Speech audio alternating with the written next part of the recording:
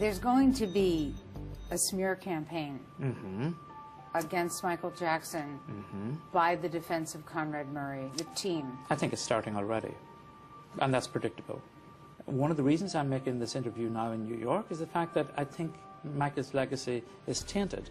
And somebody that was a friend, I feel very saddened to think that nobody really knew the Michael Jackson that I knew.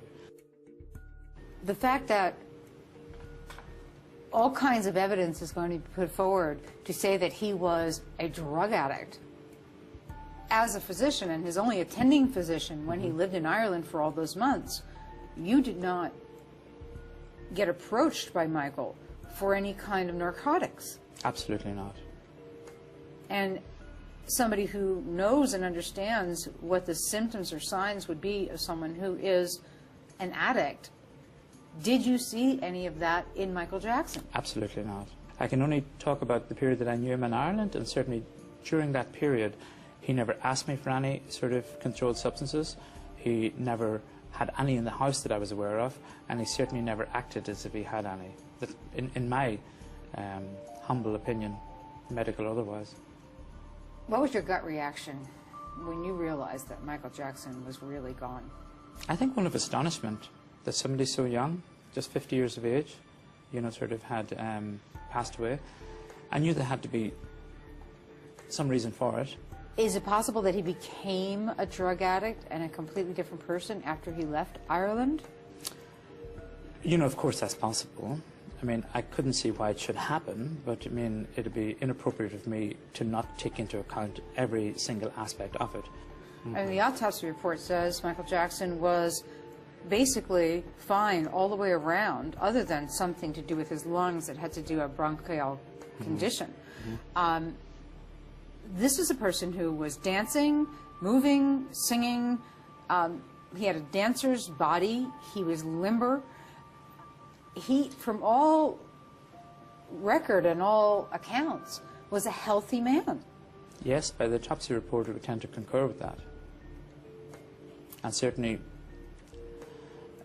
during the period that I knew Michael, he certainly was in good physical health. So, for a 50-year-old to die out of the blue, there would almost have to be something that would have happened.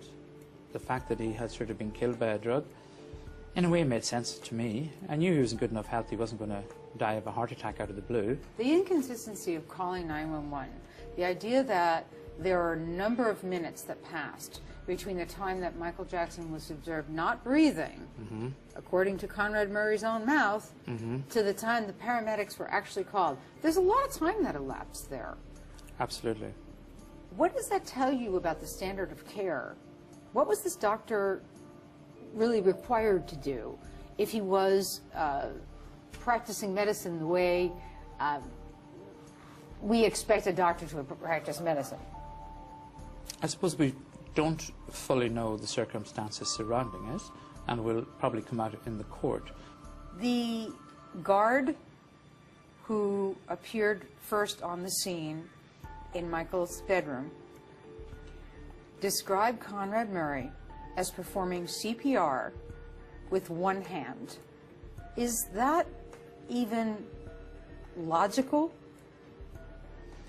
Again, I wasn't there when sort of Dr. Murray was in the room trying to perform CPR, but normally you would need two hands to do it, and we know from the autopsy report that at some stage somebody did do proper CPR because he had a fractured sternum and at least 3 other rib fractures. If the evidence is true, then it would seem to me to be a little unusual for cardiologists to perform cardiopulmonary resuscitation in that manner. So I'm sure we should prepare ourselves for rocky waters ahead. He's going to be Wacko Jacko, the drug freak, and you know, there's a lot of people that's going to believe that.